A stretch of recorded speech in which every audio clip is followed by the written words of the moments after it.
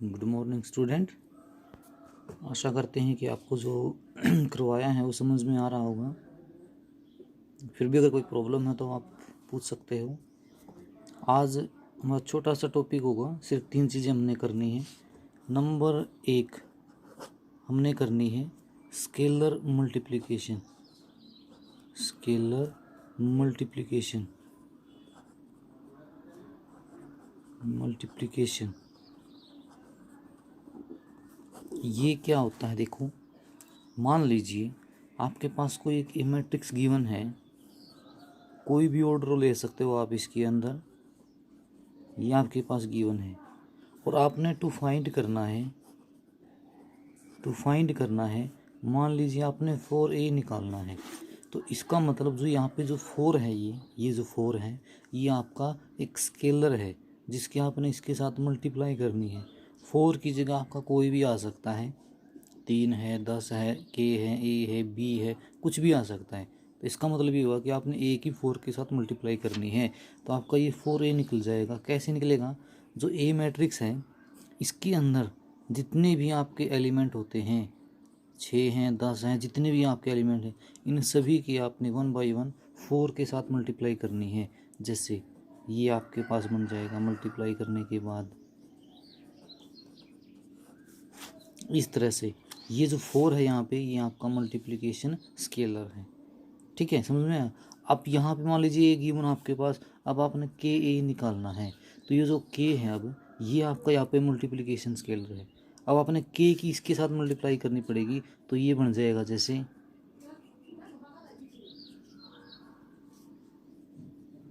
इस तरह से, ये आपका मल्टीप्लिकेशन स्केलर हो जाएगा। अब हमारा जो दूसरा टॉपिक है आज का, इकट्ठे करवाता हूँ आपको दोनों के दोनों। एक आपने एडिशन करना है, और इसके साथ आपने डिफरेंस करना है।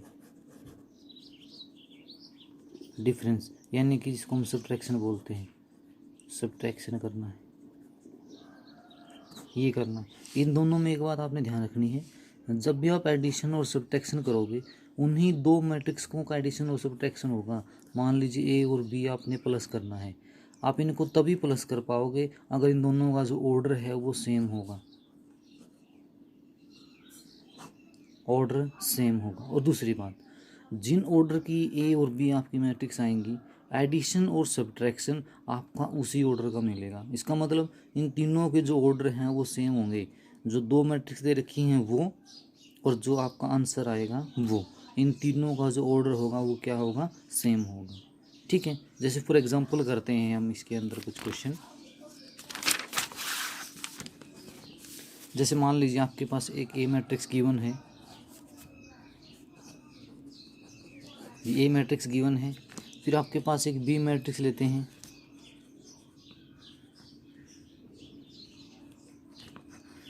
एक ये बी मैट्रिक्स है। अगर आप इन दोनों को ध्यान से देखोगे, इसका ऑर्डर भी 2 क्रॉस 2 है और इसका ऑर्डर भी 2 क्रॉस 2 है। तो इसका मतलब हम इनको एडिशन और सब्ट्रैक्शन दोनों कर सकते हैं। ठीक है, मान लीजिए हमने पहले इसका एडिशन करना है, ए प्लस बी करना है, ऑर्डर सेम होने चाहिए, ये कंडीशन है। ठीक है, अगर ऑर्डर सेम नहीं है तो ना प्लस होगी और ना ही माइनस होगी। प्लस कैसे करनी है? जैसे कोरस्पोंडिंग जो एलिमेंट हैं सिर्फ उनको प्लस करना है। जैसे इसका पहला है तो इसका भी आपने फर्स्ट ही लेना है, तो इन दोनों को आप प्लस करोगे तो ये 2 हैं, और प्लस माइनस का 3 करोगे तो माइनस का 1 रह जाएगा। ठीक है, इसके बाद देखो, अगर इसका दूसरा एलिमेंट है वो 1 है और इसका जो दूसरा है वो क्या है? 2 है। अगर हम इन दोनों को प्लस करेंगे तो 3 बन जाएगा।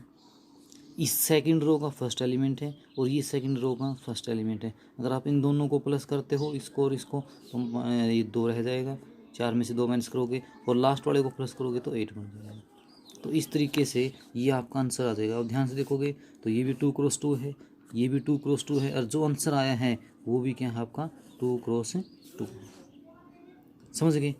अगर आपने ऐसे ही माइनस करना है, सब्ट्रैक्शन करना है, तो उसी तरह से कोरस्पोंडिंग एलिमेंट पहले में से पहला माइनस करना है। सेकंड रो है आपके पास, उसका पहला एलिमेंट है और इसका भी आपने पहले एलिमेंट के साथ आपने इसको माइनस करना है। ठीक है, थोड़ा सा अलग करते हैं। मान लीजिए जिसमें स्केलर मल्टीप्लिकेशन भी साथ में आएगा। मान लीजिए आपने ये सोल्व करना है, 2a माइनस 3b है, ये सोल्व करना है आपने। 2a माइनस 3b, तो पहले आप a की 2 के साथ मल्टीप्लाई करोगे, a की 2 के साथ मल्टीप्लाई, तो ये आपके पास a मैट्रिक्स दे रखी है, इसकी पहले आप 2 के साथ मल्टीप्लाई करो, 4 आ जाएगा, 2 आ जाएगा, 8 आ जाएगा, 14 आ जाएगा, माइनस बीच में। फिर b की 3 के साथ मल्टीप्लाई करनी है, b की 3 के साथ, माइनस का 9, ये आ जाएगा 6, ये आ जाएगा माइनस का 6, और ये आ जाएगा 3। अब इसमें से आपने इसको क्या करना है, माइनस करना है। 4 में से 9 माइनस करोगे तो प्लस हो जाएगा, ये तो 13 हो जाएगा। फिर 2 में से 6 माइनस करोगे तो माइनस का 4 आ जाएगा। 8 प्लस करोगे तो ये 14 हो जाएगा, और 14 में से 3 घटाओगे तो 11 रह जाएगा। तो इस तरीके से आपने इसको सोल्व करना है। ठीक है, मैं आपको क्वेश्चन भेज देता हूँ जो आपने करने हैं फेयर कॉपी में। ठीक है, थैंक यू।